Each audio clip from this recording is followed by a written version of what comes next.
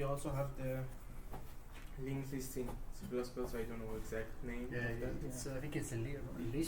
List. There is a list structure. I don't know. But It's they a are list, yes. very, very slow. If you wanted to implement a linked list, you can simply get an array, your array, and if you want to make it a linked list, you can save another thing. Next, that for each node in your list, you would save the ID of the other node. It would be something like that. We would discuss something like this in problems in future. I would add the problem with that into the next training, so we can discuss more.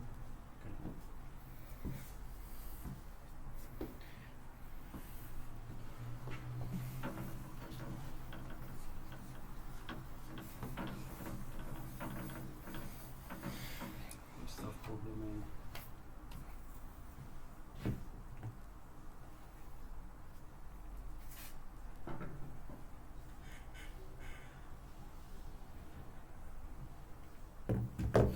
Okay. Let's start with the problem A of the beginner version. This problem, you have this n times m like grid with n rows and n columns, and basically this is the input grid, and it will consist of like each cell of this grid will be a character from 0 to 9. So these are basically like 0 to 9 characters, and we basically just need to find whether. So basically,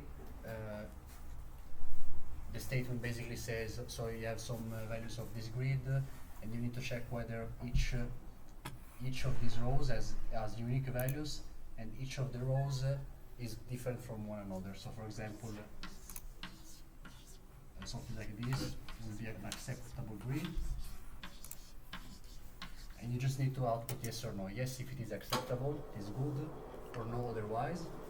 And so each value of a row needs to be unique, and each row should be different from one another. And you basically just to solve it, you simulate the process, you verify whether each value of a row is unique, that there is a unique value for each row, and whether if this row has a unique value, then you just need to check if the first value of this row is different from the first value of the next row or previous row. So you just simulate the process. There is nothing particular about it. I have a question. I did this problem, but is it possible in C++ to input one digit at a time, because the integers were they weren't separated by spaces. So Yes. for example, we had 111, and if I wrote scene for an integer, it will scan all 111, and So when I wanted to scan only one digit at a time. So some people, when they input this type of matrices, grids, they input a string directly in like a vector of strings. Personally, I don't. I define a vector of char. Then I define its dimension n times m. So vector of char, which is a grid of chars.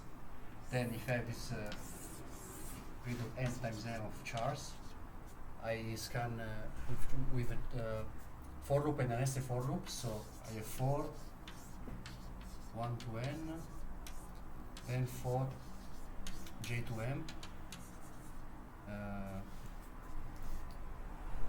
j1 to m.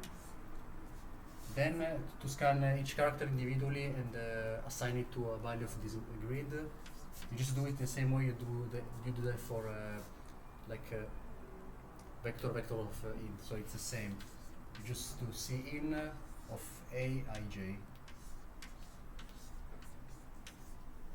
So basically you say for the ith row and the jth column of this vector char, I will input this value, and it will work this way. It should work. I personally use this. Some people just input the string, like they define vector string, then they scan the rows and they input the entire string. It will be the same, but I usually do this.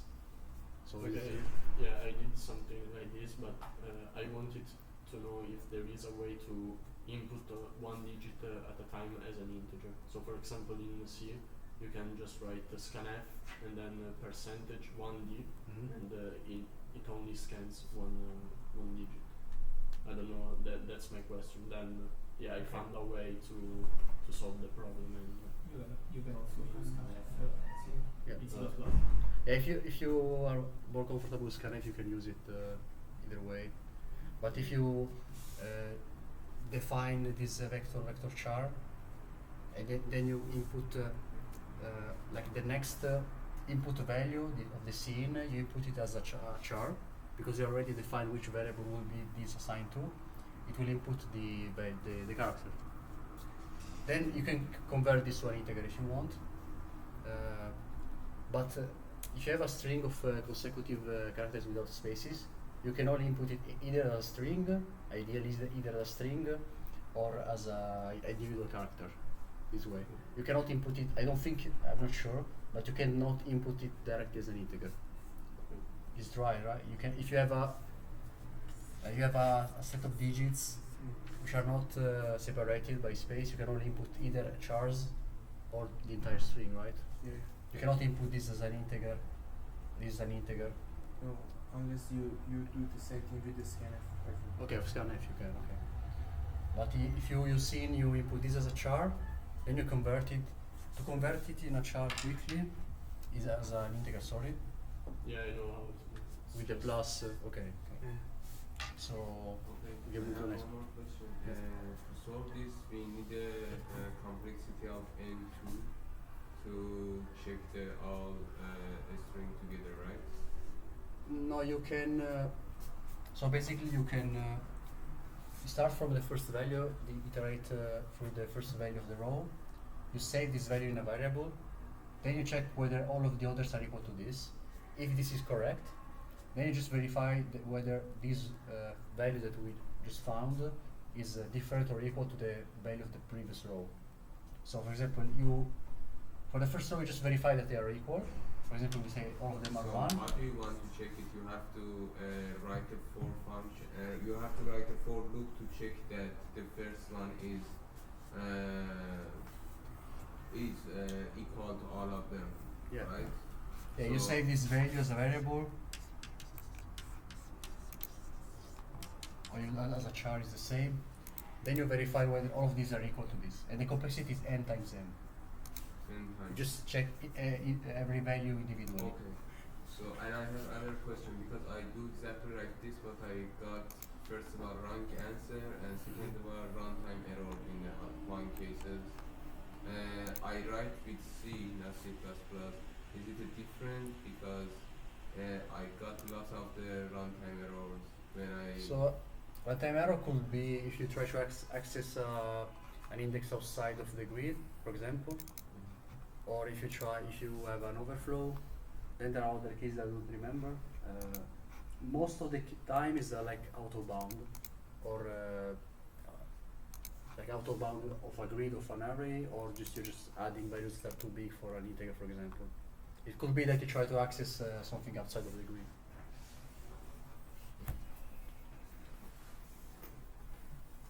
If you still have doubts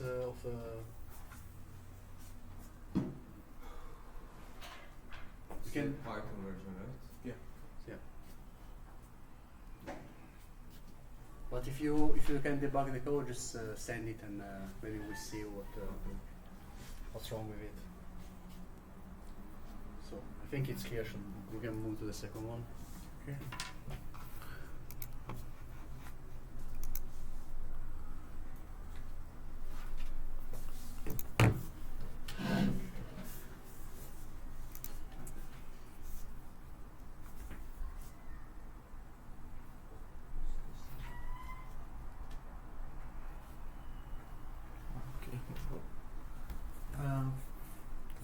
problem. We have two arrays of length up to 10 to the power 5, and the thing we have n k and n, and the thing we want was to choose m numbers from.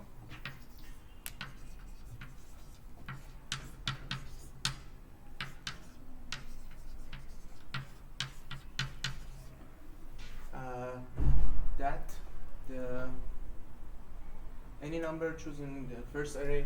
So we want to choose m number of the array A. Let's be this set SA, and k number from B, set B, such that the minimum of first set would be greater or equal to maximum set B. And the arrays are given sorted, so we don't have to sort them. The thing that we can agree on is that if we want to choose m numbers from the first array and k numbers from the second array, logically we choose the highest m number of array A and lowest, smallest k numbers of the array B, and then if it was okay, the answer would be yes. If it was not okay, so there wouldn't be any array which would be the answer. It can be vice versa because question don't say that they have to be like this. Maybe SA A can be in there and SA B in there. I mean, if SA A, we write the SA A from this part and SA B from this part, it's sorted again, the answer have to be yes, right? I don't understand. Every element you choose from the first array should be greater or equal from It can be vice versa. I mean, we choose the M array from A, and they are lower than the that K. would be the same problem, but we swap the arrays. Yeah. So no difference. So let's just consider that we are choosing m numbers from the array A and k numbers of the second array, array B, and we want this. If we want to choose m number of the second one and the k number of the first one, and the thing would be exactly like this, and there will be no difference. So you just copy the code and swap the two arrays. Yeah, is it clear? So the only thing we have to check is that the minimum, the m maximum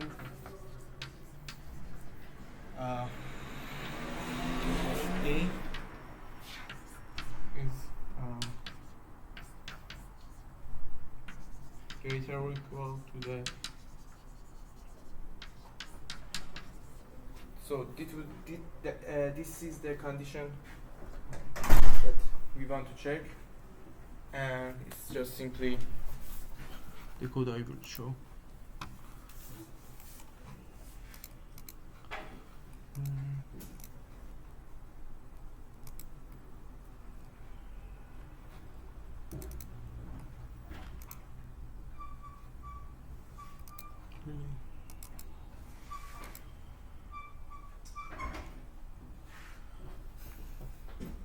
Yeah, he sorted the arrays, but we don't care. It's already sorted, and he just checked the condition and outputted the yes or no. Is it clear? Was it that hard?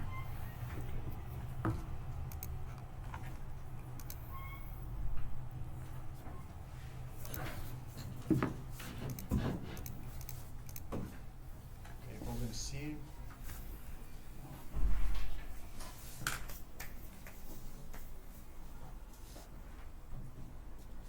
So this problem you are given two integers n and k, which can be both less or equal to 50 and greater or equal to 1, and you're given an array of n elements. Basically, this problem you have like a two-dimensional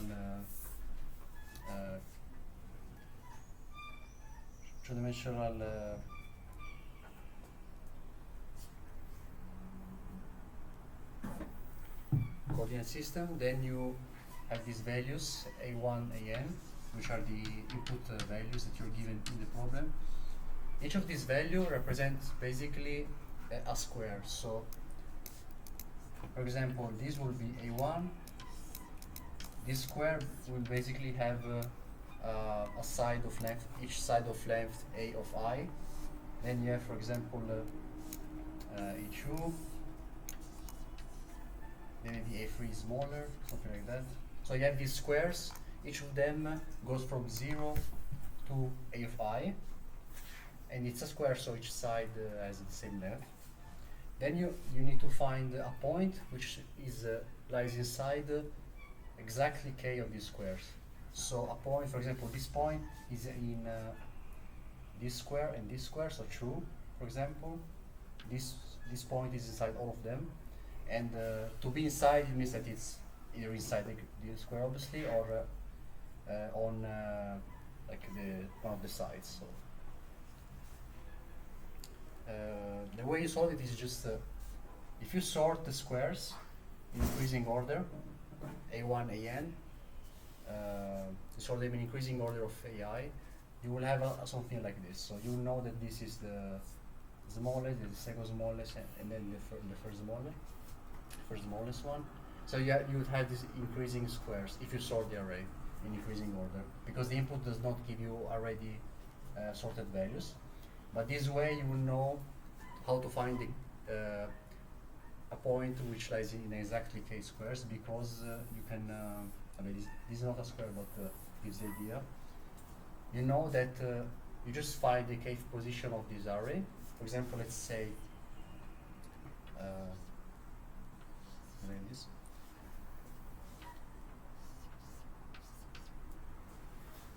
You know that if you go to the third element of the array, you can just choose this. Let's try.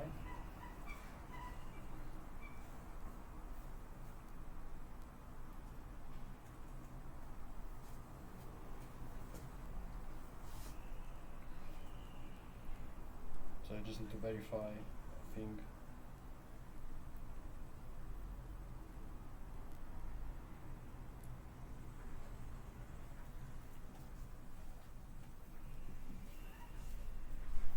Yeah, it's actually the other direction. You sort it in decreasing order, so actually it is the opposite way, because then you can just apply this logic. I got confused for a second, but the idea is actually the opposite. You sort them in decreasing order.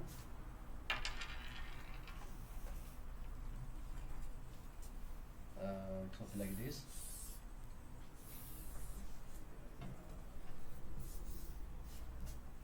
So this is the actually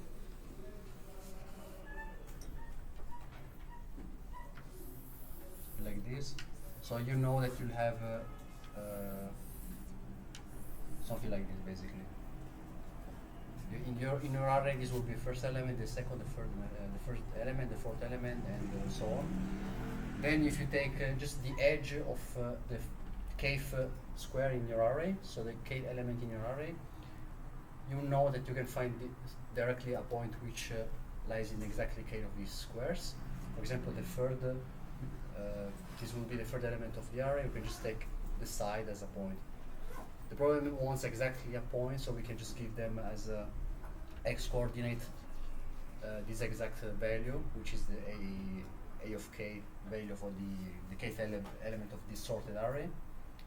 And as a y coordinate, we can just give them 0, so it will be like this point. So it's the solution. You just sort them in decreasing order and choose the kth element of this array as the x coordinate, and the y coordinate just choose 0, and that will be it. Just got confused with the sorting order.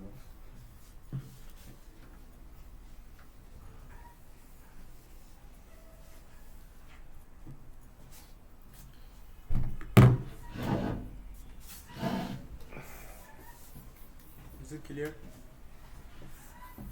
Okay, next problem.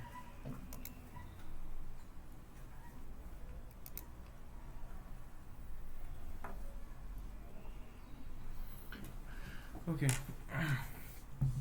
You have a robot and get order from ourselves. So we have a string.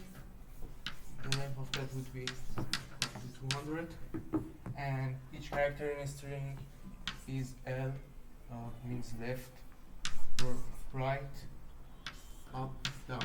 It means that the robot at the first is in the origin of the coordinates, and when he sees the L, he would go 1 unit to the left, R 1 unit to the right, 1 unit to the up, and 1 unit to the down. The problems ask how many continuous subsequence, actually substrings, are in the given string that the robot would go some way and would end at the origin again. So the end is quite low, so we can solve it of this order, but that was too stupid, so I will give you the solution in order. And two, what would be the solution? This is the string of orders. Just fix a starting point I. It would be we are counting the substrings which would start from I and go somewhere to the right, and they will end somewhere. And we check if the robot execute these orders, he would be in some coordinates. We just can apply the orders and get the coordinate, and at the end we check if the coordinate is 0, 0 or not. If it was, we add to the answer. If it was not, we don't add, and that would be the solution of order n to power 2, because we just fix the starting point and we iterate through the right points of the substring, and we just update the coordinate of the robot, and we check if it is equal to 0, 0 or not. If it was, we add to answer. If it was not, we don't add. So that would be a solution. Is it clear? I don't know, maybe it's the same thing I did. So I started with the index I from the start, and then I move another index until the end of the string. Is that Yeah, the same thing. okay. It would be of order n to power 2. Yeah. And but we can What is the another way? n3. It was just a stupid.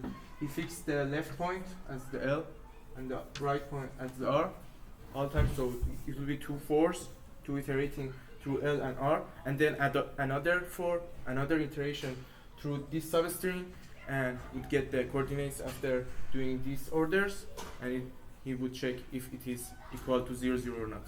So that's stupid, because we can do the substrings which have the same left point, but the R is moving right after each other, so we don't lose time. Is it clear? Okay, so another thing. One thing, I count how many right or left there go. If there's a right, left, what's the value of the I change in the order of this? I is the left point of the substring that we are counting. Okay, so it would go from 1 to n. Is it clear? Maybe I should show a code.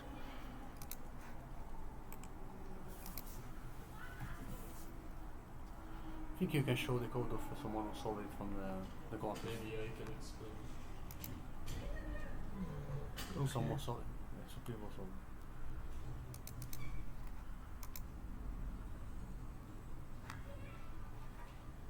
Not this one. I think the first one is N3 plus too. plus. Okay. This is the code. I explain another time. So we have this string of orders, and we want to know how many substring of that string is there. That if you do these orders after each other, you would get to the coordinate 0, 0 after all. Okay. So what it does is that it fixes the left point here, the left point, and he would iterate through the right point and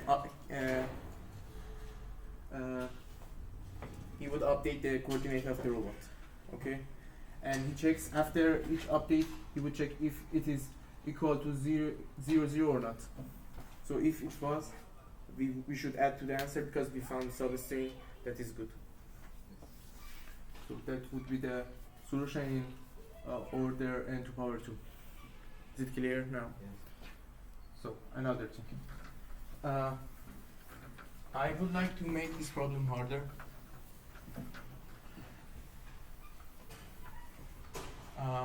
Let's imagine that the n is up to,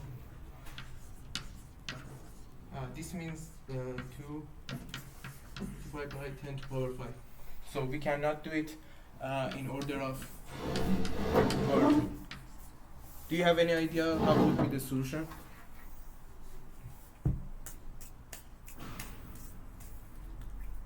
The thing is that, let's imagine this substring.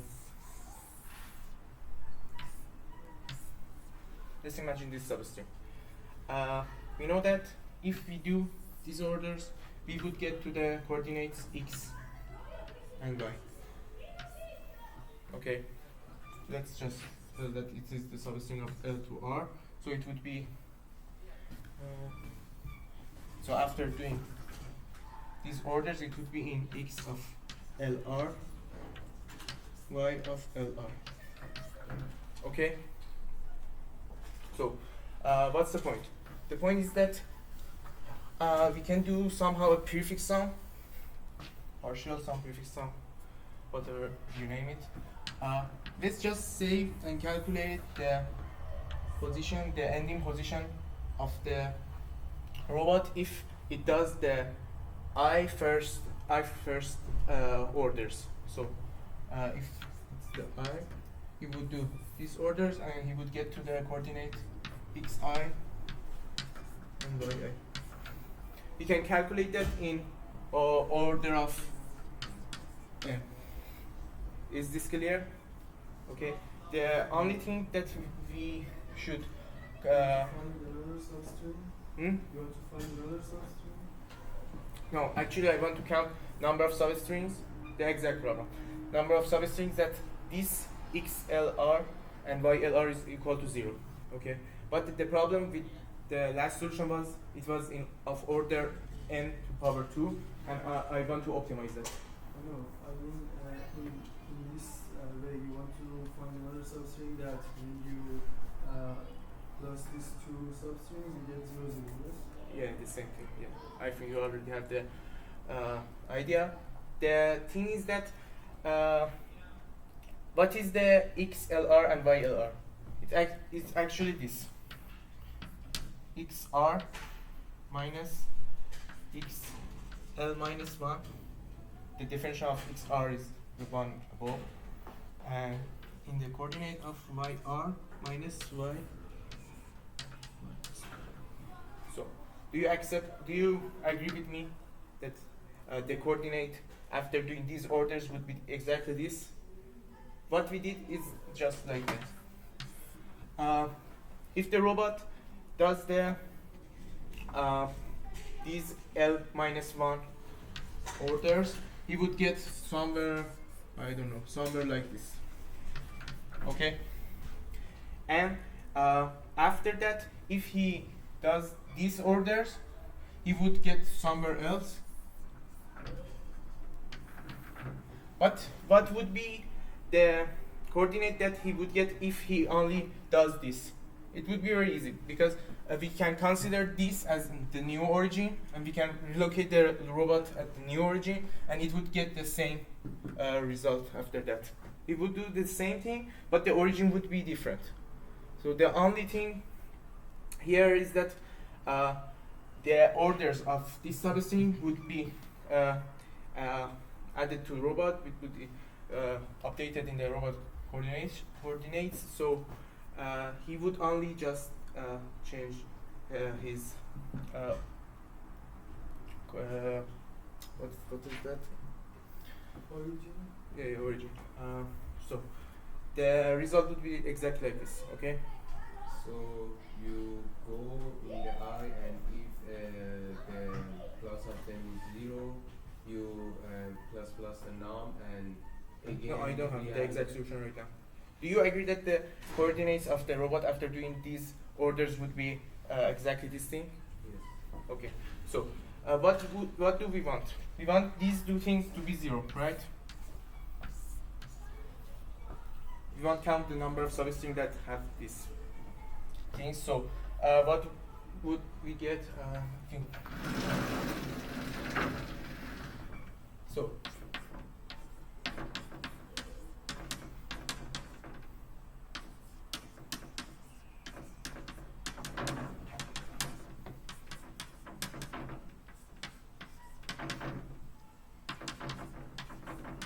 So we know that these two coordinates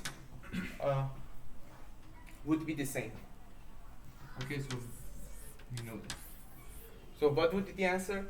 The number of substrings that end here and start somewhere before and would make the robot to go somewhere and get back to the origin would be number of number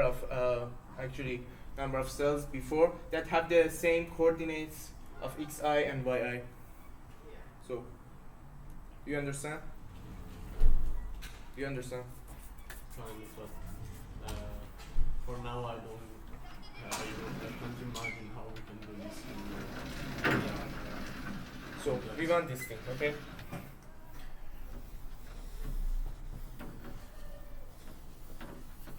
So the problem would be like that.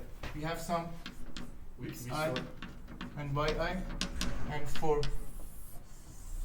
each I, we want to calculate number of j, with which j is less than I, and xi, the pair of xi yi is equal to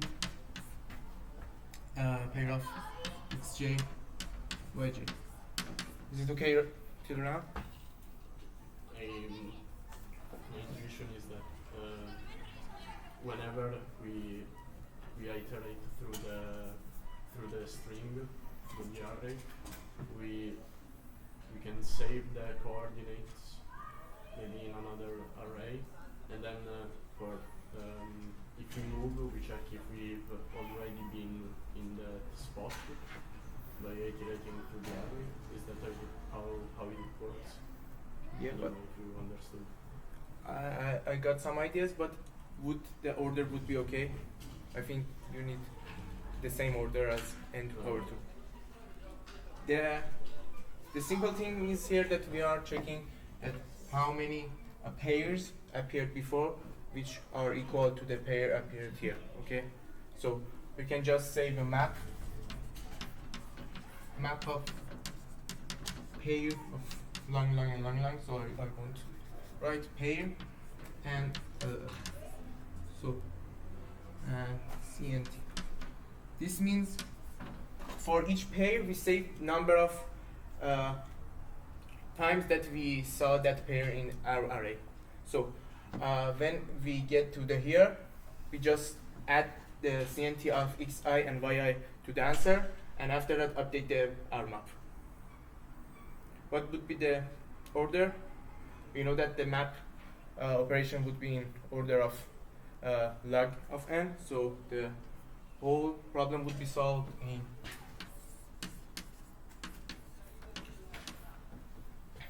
Is it clear? Can you re-explain the last part? This part. Okay. Yes. So The map is like a dictionary. Right? Yeah. So for each I, we want number of the j, which j is less than I, and both of them have the same pair of xi and yi. So we just add to the dictionary, we make a dictionary, which the key is the pair, and the value is number of occurrence of that pair in our array till now. Okay? Yes. So the answer, what would be the answer? The number of j for the I would be exactly CNT of the pair of xi and yi. Okay, so we simply add to answer that CNT of our map, and we update the map. How we update the map? We just add the CNT of this pair xi and yi. One more. We add one to that CNT. But then we have to sum all the counters in the map together to get the answer. Not only whenever you find the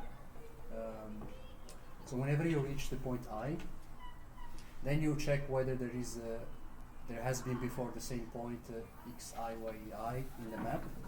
Then you just add the number of those occurrences to your answer. It means that basically, so if you have, for example, that these x I y has appeared 3 times, it means there are 3 subarrays that give you 0. For example, here, here, and here. And you just add 3 to the answer. And you keep doing this.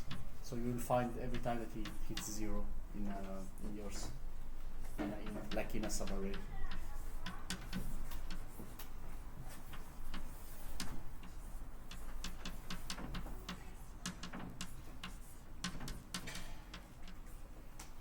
I just wrote the code.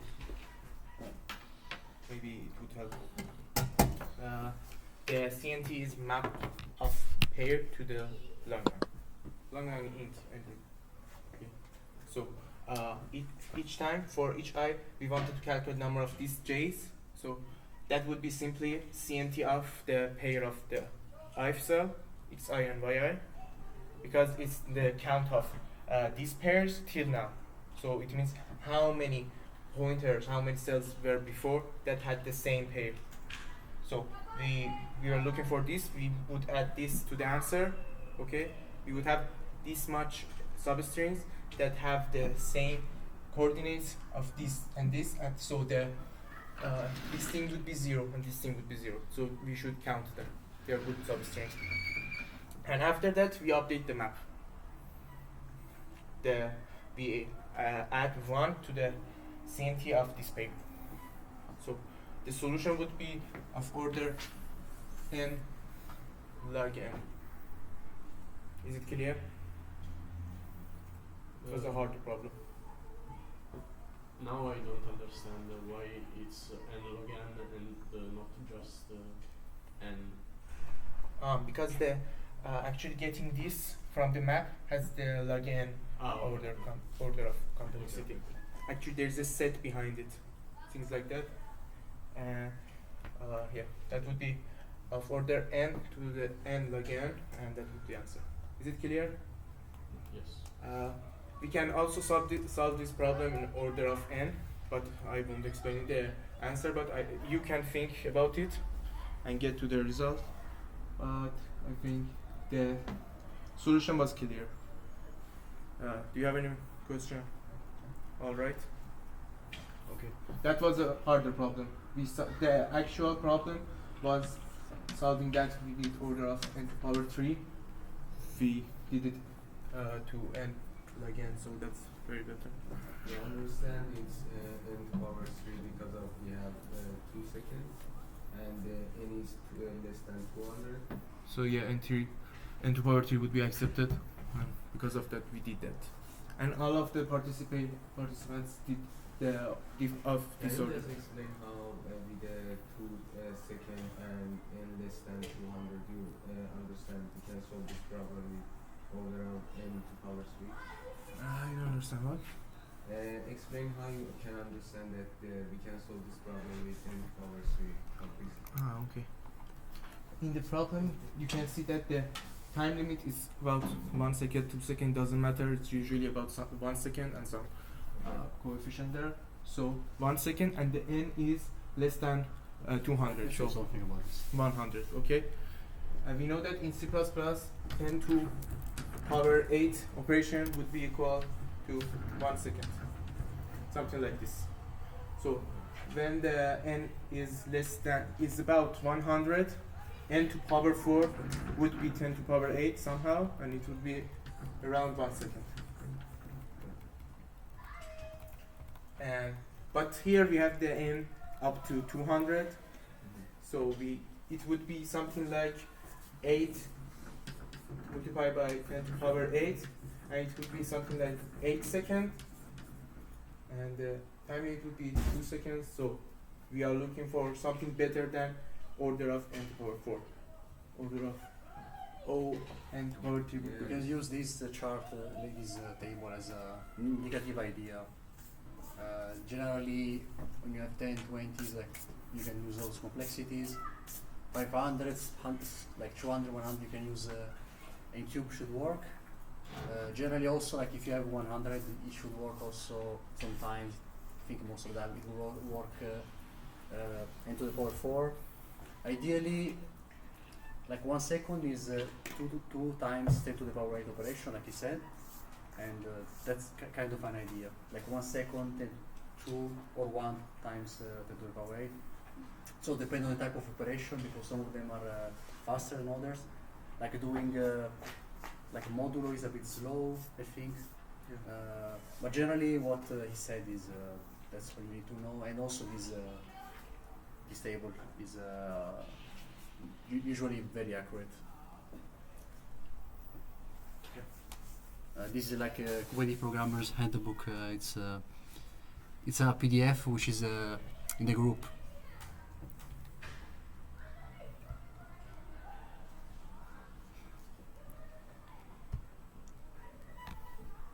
Okay. So this problem is you have a value which is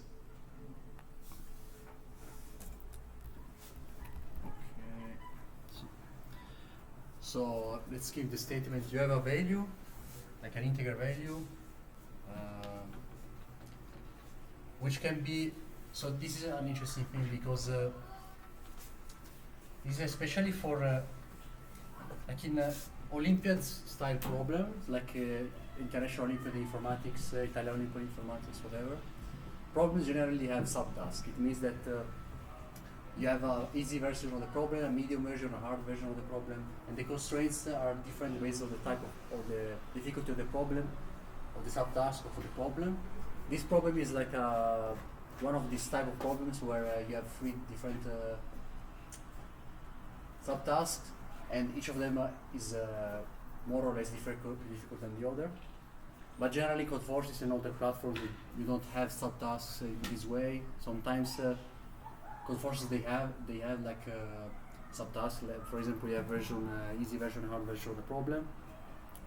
But this is like important to show this why there are differences in solving a problem for a certain constraint or another.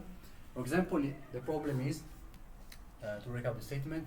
You have an integer value, which for example, let's say it's 30, n equal to 30. Then you can take each, like you can take one of the digits of this integer and remove it from this integer. So for example, you can take 3, and with one operation you will turn this value into 27. Then you can take either 2 or 7 and subtract it from 27. For example, we take 2, then we are 25. And we keep doing this until we reach 0.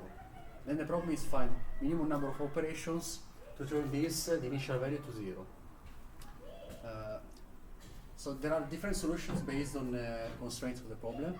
If n is equal to, if n is bounded by 10 to the power 6, then we can just use brute force, greedy brute force. Basically what we do is take the bigger digit and keep subtracting it from n. This obviously will work in linear time because in the worst case we remove at least 1 because each number which is greater than 0 has at least a digit which is greater or equal than 1, obviously. So we can keep removing the biggest digit, and we reach 0 in a linear number of operation. So it's basically this procedure. But for example, here instead of taking 2, we take 7 because it's the bigger one. And obviously taking 7 is better than taking 2. If you want to limit the number of operations, then this will become 20, and we keep doing this. So this is the solution for the case where n is less or equal to 10 to the power 6. The other two complexities, other two constraints, sorry, require different solution, because if n is less than equal, then can be up to 10 to the power 12. We cannot do this because then the number of operation will be, it's still linear, but since we have 2 seconds, 1 second, or something like that, we cannot do it linearly because, like also I showed before in that table of complexities, in number of operations, Generally 10 to the power 2x operation are much more than 1 second or 2 seconds. It's like 10 seconds or even more. But it's generally not something that you want to do. So when the constraint is something like that, you want at the most generally something like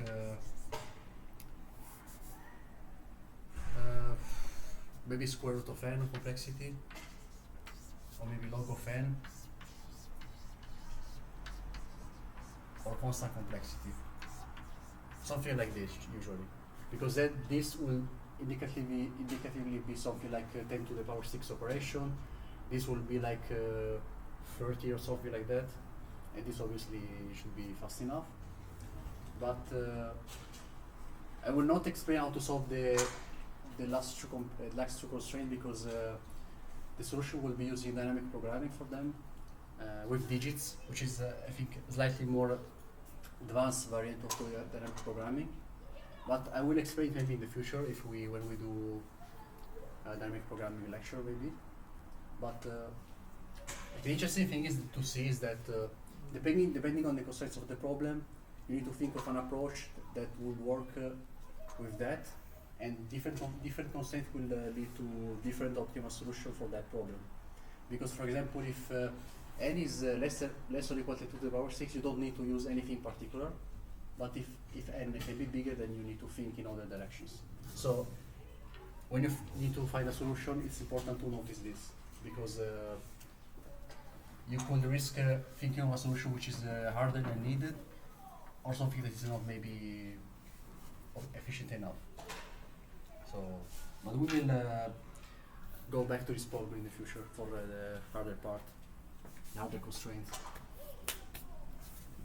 For the code is just maybe What's happened? yes, sir. Could you talk about the last way? Sorry? Did you talk about the answer? The problem. Yes. Okay, yes. Like I said, basically, you just let's take a bigger example. So suppose this is n, right? No, I know, but what was the way that you used to solve this? The efficiency, was it from n to power 2 or something? Oh. Well, the complexity for the first variant, which is the one that I explained, is of n. Okay?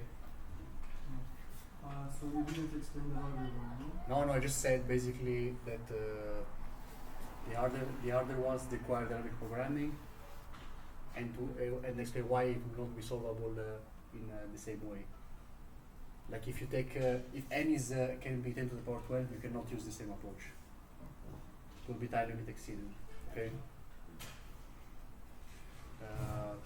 Like the 40 and 100 points variants, you need to use dynamic programming. Or something, I think so, maybe something else, but I think it's intended to use dynamic programming.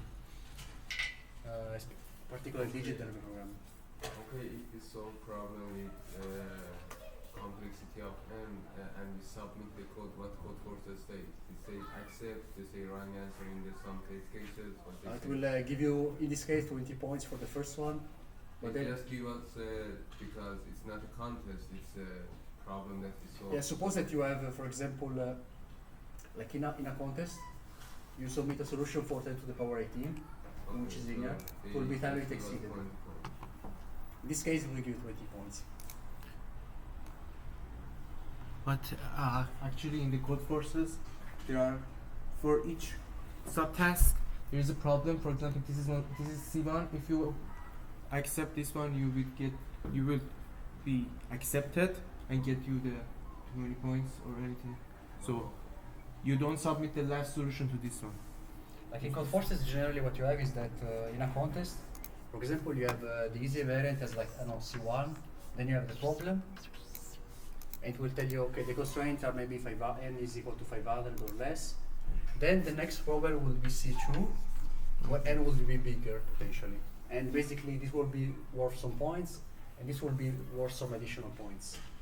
And then if you solve this, generally you solve also this at the same time. This is the generic code force. The generic code force you have at most 2 variants. Yeah, this is the standard. In this case you have 3, but this was our all the contest.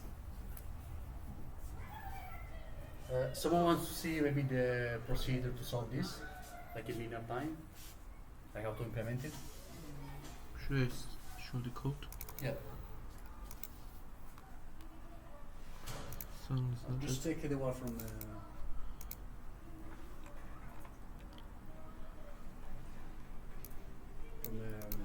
Is it good? no, I think this is No? no, this is the dynamic programming solution. I think. Just go to the contest. I think there is a solution there. Oh, okay. Yeah. This one or this one? That one is in C++. This one. Yeah. So basically the idea is that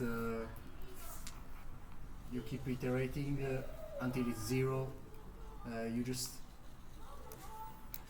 so what you can do is while, for example, n is greater than 0, But iterate for the digits in a for loop. You take the biggest digit of this value. What you can do is convert this as a string and then check the characters individually, or maybe you can just take the modulo when you divide by 10. You can do many things, which maybe you already know. You take the biggest one, and then you just subtract it from n. Like an easy way would be in C++, you define a string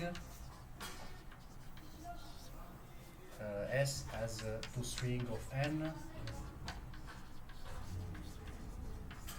then you iterate through the characters for char c of s, then you convert each character as an integer. For example, you can do int val as c plus 0. This is basically how you convert a character to an integer. Define int val as c, the character, plus 0 with the quotes, and you just say that max is equal to max of mx, which is the previous maximum, and this value right here. And then you subtract this from n, and you keep going. So you do n minus equal to this mx.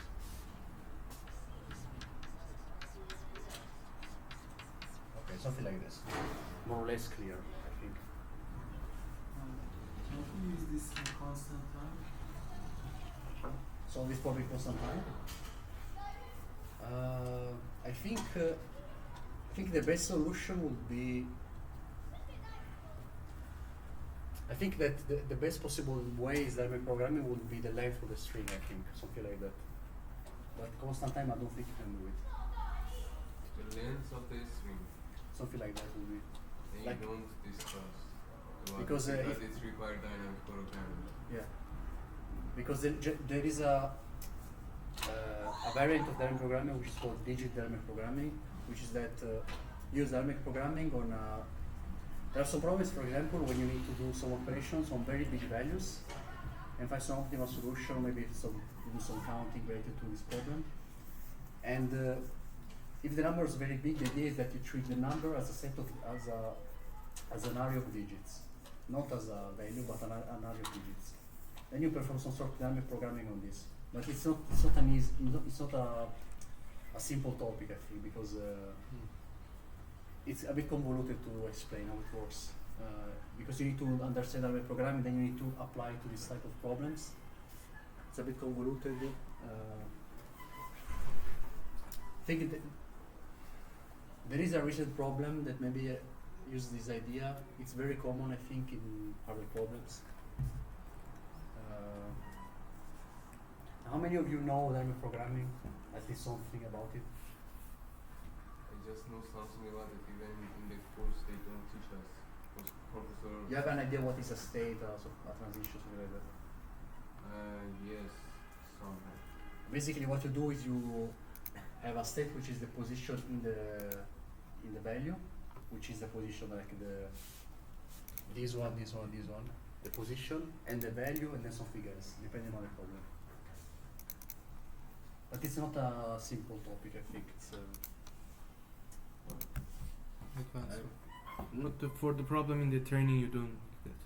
Yeah, I think it's a bit difficult. Was it clear? The solution that you showed here, which one of these is It was in the group, standing of the group.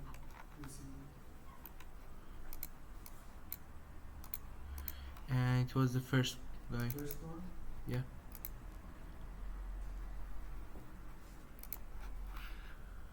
Okay.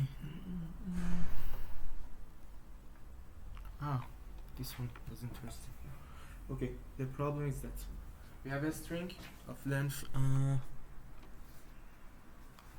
2. So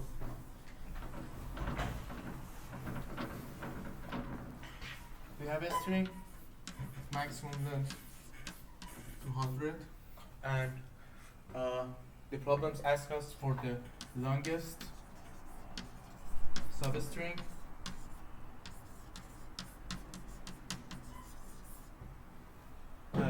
that occurs in the string at least twice. Okay, so for example, what was the example? In ABAB,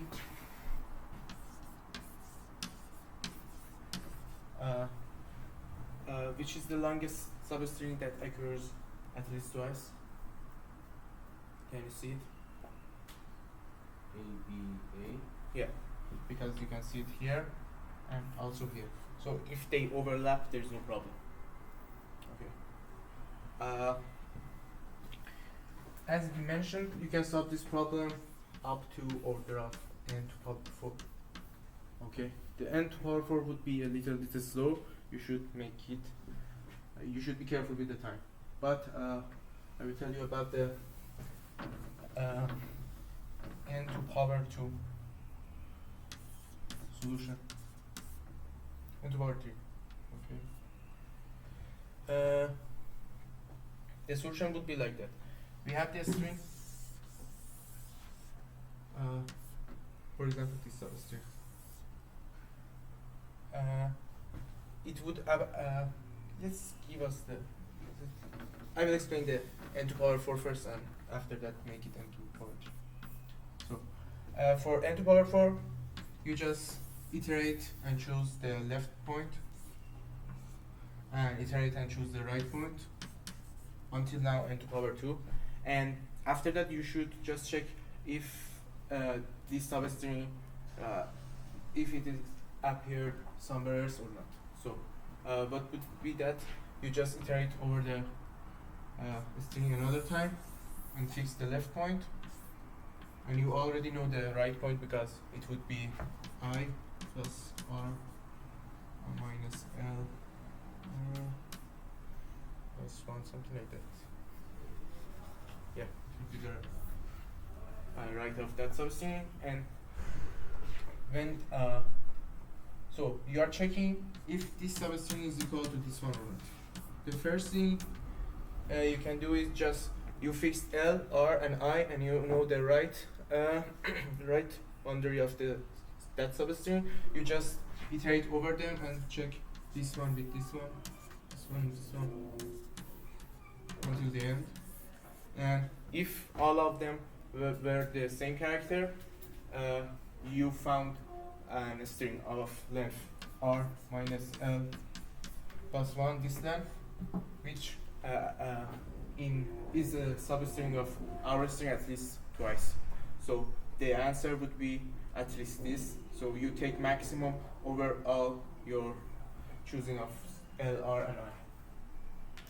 Okay, was it clear? I actually didn't explain it good. Did you all understand? Did you understand? Did you understand? No? Did you understand? Okay. The thing is that we are choosing a substring, okay, L and R. We fix the substring. And after that, we want to check if it is appeared at least twice, so somewhere else or not, okay?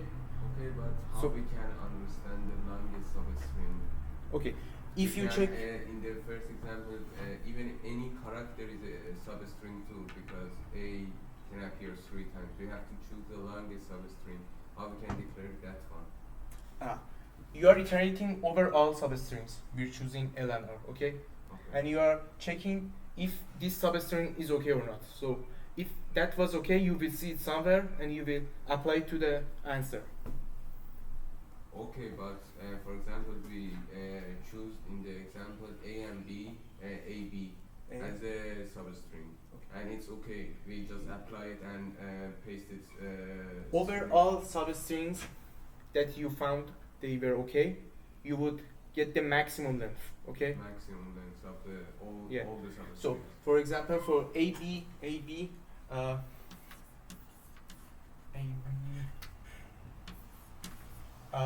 you would go with this substring, which has only the first character. You would see, yeah, it is okay because it appeared 3 times. So that would be 1. Okay, no problem. You will see this one, AB. You can see that it is also here. So this one is also okay and has length 2.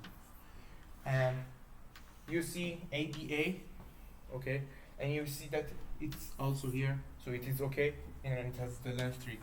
Over all lengths are lengths So of the we- substring, you get the maximum one, so that would be the answer. So we have a array that first in the. You don't need any array. You just need to have the variable ans, and every time you maximize the ans and length of that substring, which was okay. Okay, now it's clear. Is okay? Okay. And that was the solution of n to power 4. Actually, I can give you a hint on how to make it better. The hint would be like that. Look at the L and I. What is R? Actually, until somewhere, they are both the same. So let me erase all this. So we were looking for something that appeared twice. Okay. So in the string, this was the left point of the first appearance of that substring, and this was L2, the second one. Okay. And we know they are the same, exactly the same. So they are exactly the same until somewhere. And after that, they are not the same. And that's the maximum length that we would get if we choose substring that have the starting point, this one and this one, okay?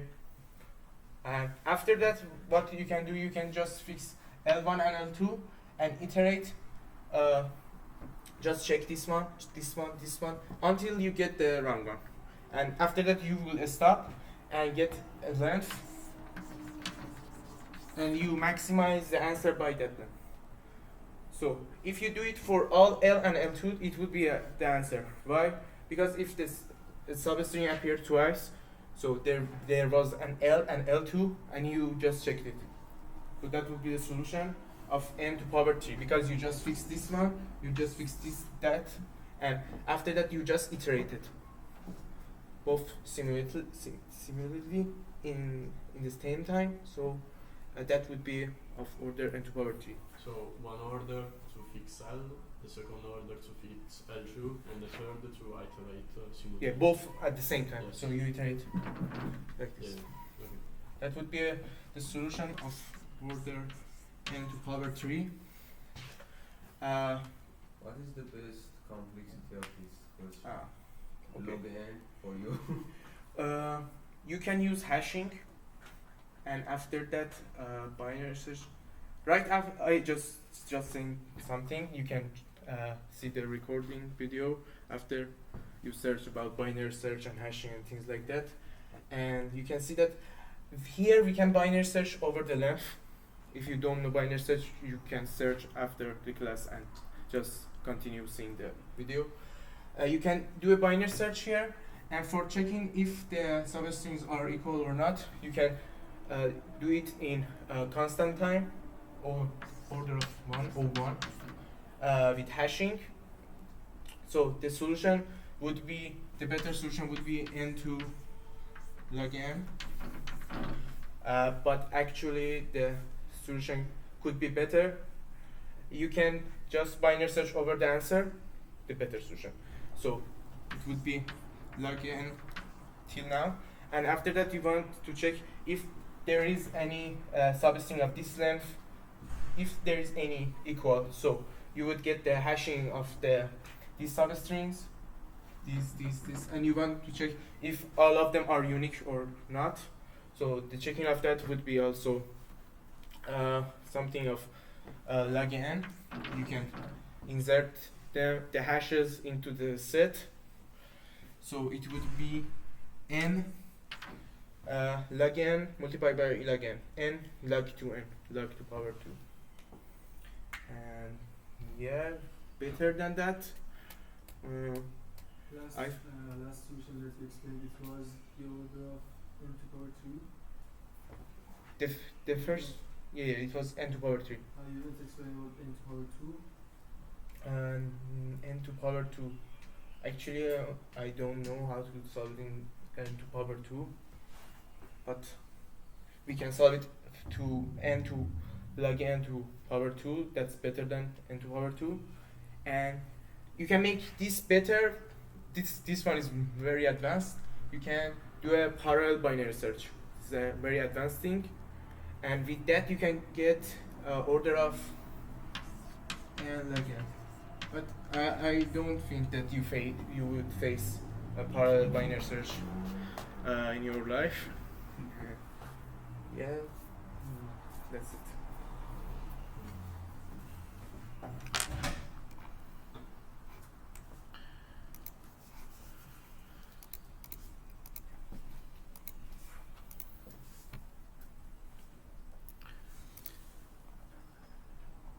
This one. Okay, we'll look at this one and that's it.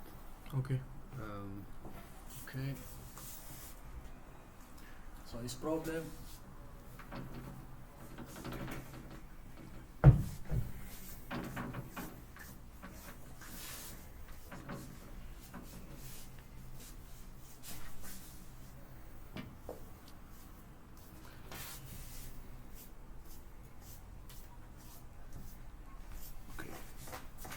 So you're giving a string which can be up to n, which is 2 to the power 2 times 10 to the power 5. And a value k which is can be from 0 to n, and some string which has upper and lower case characters from a to z, obviously. So string like this. Then what you can do with you have k possible operations that you can make.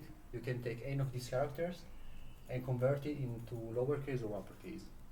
So you can take, for example, this a and convert it to uppercase a. You can do the same k times to any character you want of this string. Then you need to find, after you perform this operation, if you want to do them, what is the maximum number of pairs of characters which are the same but are in different cases, like for example a, lowercase a and uppercase a, uppercase b, lowercase b, basically pairs of characters which are the same but are in different cases, like one is uppercase and the other is lowercase. So this type of pairs. In this string we have this a which is 1, then we have BB, which is then true, and that's it. The others don't have DD also, DD, which is 3. So we have 3 pairs in this case. And so the idea of this problem is actually pretty simple. What you do is, so for each character you say how many lowercase and uppercase you have. For example, for A, we have 1, BA, no, actually A we have 2. Uppercase A we have 1, and you keep doing this for all characters. Then you can already notice that if you take the minimum of the frequencies of these 2, lowercase a and bigger uppercase a, you already have some part of the solution. Let's assume that So this is actually a bigger value. Maybe we in the string we have 10 lowercase a and 15 uppercase a. Actually, we know that we can form 10 pairs easily. We can take 10 as an answer. We can already add 10 because 10 is the number of characters which is common between the two cases. Then we know that we already have 10 pairs, but maybe we can use some of the k operations to create something more. Because if we take 10 from this, then we will be left with 5 uppercase a. Then the idea is that we can just use k in this. You can use k to convert half of them into lowercase. So we will use 2 operations here. Then we can, since we can convert one character to uppercase or vice versa, then we will convert 2 of this a into lowercase. Then what we can do, we can repeat the same, create the pairs. Then we'll be left with one which we can not use. And basically you just keep doing this in a greedy way for each of the characters. This will work because like the only choice that we have for a character is that whenever we take the common pairs which we have, which is the minimum between the two frequencies, we will be left with either some lowercase a's or uppercase a's. Then we can just convert half of them to lowercase or uppercase. So we have those pairs. Then what will be left in the end is either 1 or 0, depending on the parity. That's basically the solution of the problem. Is it clear?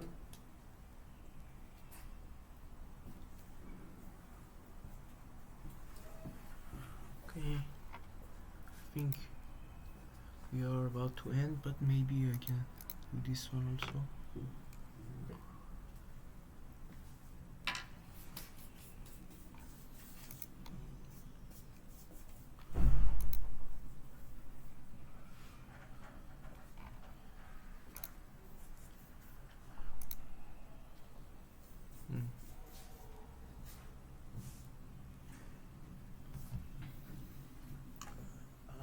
Okay.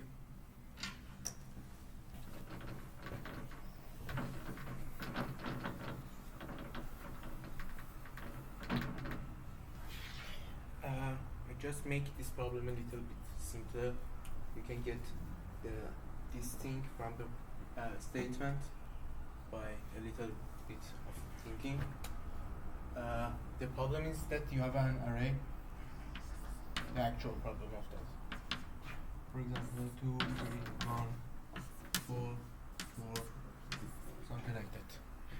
And you can use arrays like this, something runs after each other. So you can use this kind of arrays, and you can subtract each element of this array by one of these. So, and the problem is that the minimum number of these arrays that you need to make all of that equal to 0.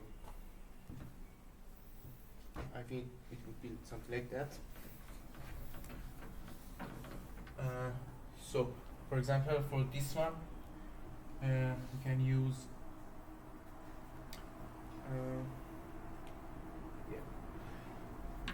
2 of this. So after that, it would be 0, 1, 1, 4, 4, 2, and for this, more than that.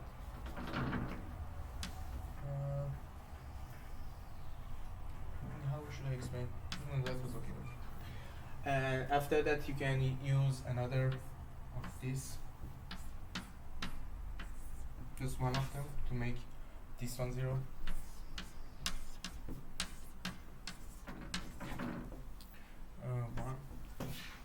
And you can use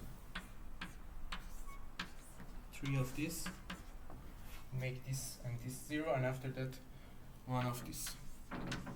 So the total answer would be 1, 4, and 5, 7.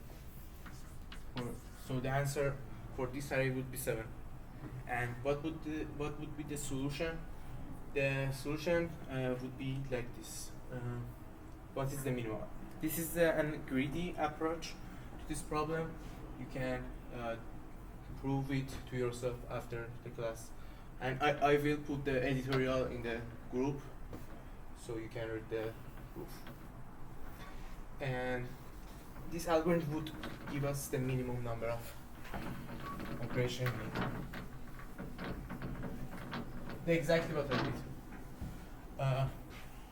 We start from here, and we want to make this element equal to 0, and we look at how large, how many large arrays that we can use for that. So, if we want to make this one equal to 0, we would have an array 2. We could have at most 2 arrays that would end here, okay? Because if we had more, it would be minus, it would be negative, and that's not good. So the actual solution would be like this. For each element, you get the maximum of the previous one, and you add the remaining one. What I mean like this. You can start 2 of these arrays right here. So here you spend 2. After that, for this one, you already have 2 open arrays of 1s that you can use them. So you can just add 1 to them. But you need another one to make it 0. So you open another array of 1. So here you spend another. So you open another array. For this one, you need only 1, but you have 3, so you should close some of them. It's not important which one you close, it won't affect the answer. So you close 2 of them, and you spend 0 here. But you will have only 1 open array right here. Okay. For this one, you need 4 arrays. You already have 1 on just only one open array, which didn't end before. So you should spend 3 to open 3 more. For example, the first one was open is this, and you open 3 more, and this one is also open. For this one, you have already 4 open arrays, so you don't spend anything, and you keep all of them open. And for this one, you don't spend anything, and you just close 2 of them before, and use these 2 to make that, and it would give us the answer. That's 6. Maybe I made a mistake in the example, the first example, but it would be the answer, the minimum answer we get. That's a greedy approach, but I think that you can see that this approach would give us some number of arrays, but we don't know if that is minimal or not. We can prove it is. And that's all. Thank you. Have a good night.